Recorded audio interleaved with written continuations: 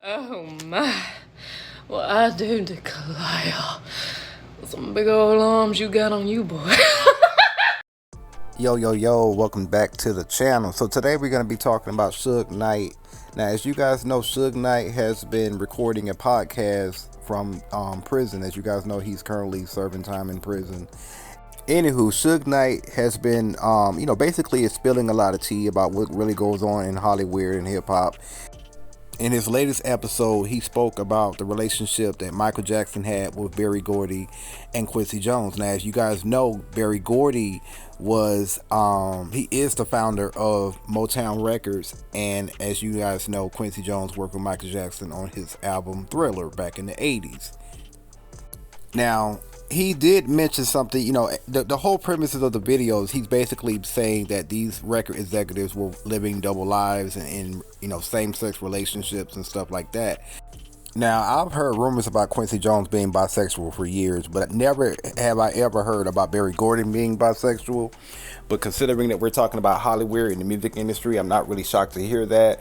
Suge Knight had a lot to say about a lot of people. He spoke on Diddy, he spoke about Russell Simmons and the late great Andre Harrell and their relationships and how they're all tied into this.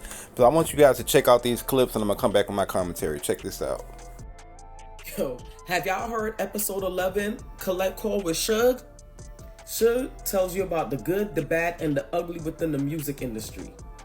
He shared how an individual can enter the music industry and end up being exploited. He talked about Michael Jackson's upbringing and how Berry Gordy got in Michael Jackson's ear. Suge alleges that Berry Gordy lived a separate life. Suge alleges that Gordy was seen in public with women, but behind closed doors, he was being intimate with men. Guess who was Michael Jackson's mentor? Yeah, Berry Gordy. He even went into detail about Quincy Jones and how Quincy Jones shared time with Michael Jackson. He said that Quincy Jones taught Michael some things, and some things he shouldn't have taught Michael. He talked about Andre Harrell and Russell Simmons. Child, he alleges that they were lovers. And then I was like, wait a minute. Puff Daddy was mentored by Andre Harrell. Now, of course, all of this is alleged. Let me roll the clip. I had the pleasure of knowing, of meeting, of talking to probably the best entertainers worldwide ever, Michael Jackson. Towards the end, people wanted to judge Michael Jackson. They never walked in his shoes. They didn't know what he was talking. I even knew Joe Jackson. Joe Jackson had to fight hard to make his kids successful. He wanted them to sing and dance their way out the ghetto. And they did. He knew the music business is a lot of tricky, a lot of devil, drugs, alcohol, sex, men on men, women on women. So we had to play hard nose to try to protect his children from that. Berry Gordy was the first person to get in Michael Jackson's ear. He knew that there was Jehovah's Witnesses. He knew that their parents didn't want them to celebrate Christmas and probably have certain things and wanted to work hard and practice all the time. So he used the toys and celebrated different things to lure him towards him. Berry Gordy is a smart man. He had Motown, Motor City Sound. He also lived a separate life, seen with women, in the dark sleeping with men. So this is a man who has called himself mentoring Michael Jackson.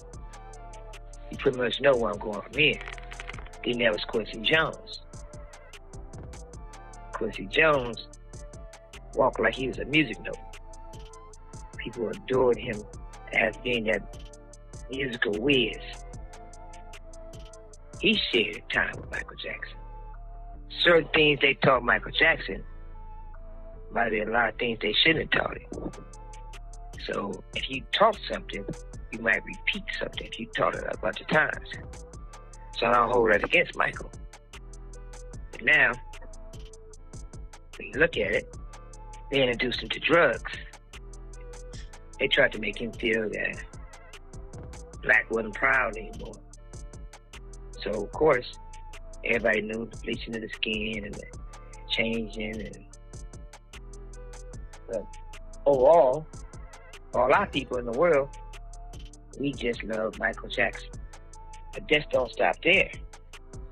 Andre Harrell and Russell Simmons, everybody know, they might not want to say it, they know they was lovers. They participated in those types of things. And once again, a person has the right to be whatever they want to be, or own it. These men in the industry don't consider themselves gay.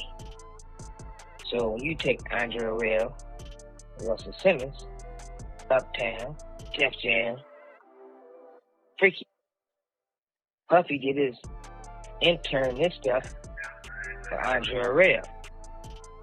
You know the answer already. That started his journey. According to R. Kelly, they was touching on him. He said that started his journey. Puffy started some journeys. It's not really good to name call, but it gotta stop. Everybody gotta say the truth. So, for I won't get sued, and y'all won't get sued, and we don't be made the bad guy, we gotta use the word allegedly. Allegedly, they sent Usher to go do a lot of songs with Puffy. I don't think they got any songs down on that run.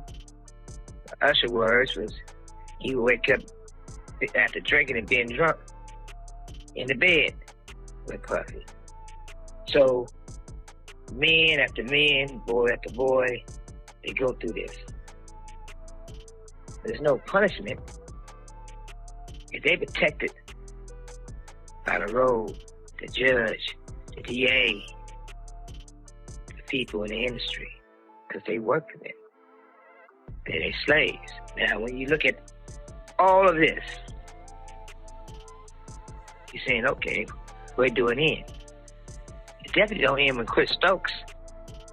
Everybody been knowing. That always been the joke. Chris Stokes, all the boys. He got a wife. His wife knew he was all the boys. Man, so that was a lot, right? Now, Suge Knight may be known for a lot of things, but one thing I've never known Suge Knight to be is a liar. Now, he said a lot in that clip, and for the most part, we've heard this for years. If you are 80s baby, 90s kid, and on back, you've heard these rumors before.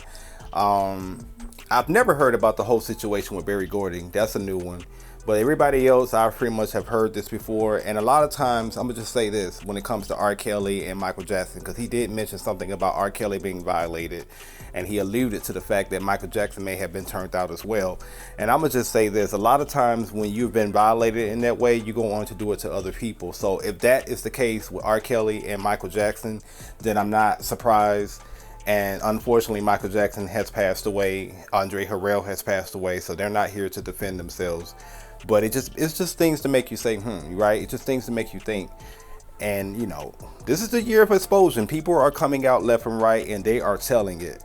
And we're listening. But anywho, I want you guys to get in the comments. Tell me what you guys think. What do you guys think about what Suge Knight have said in that clip? You know, do you guys believe any of what he said? Do you want to add on to it? As you guys know, we did cover the situation with Chris Stokes. I think it was a curious case of Chris Stokes. So if you guys want to check out that video, please check the video out in my playlist. As you guys know, last month his ex-wife came out and basically admitted that she knew about Chris Stokes allegedly messing around with young boys. But anyway, y'all get in the comment section. Tell me what y'all think. I'll talk to y'all later. Bye.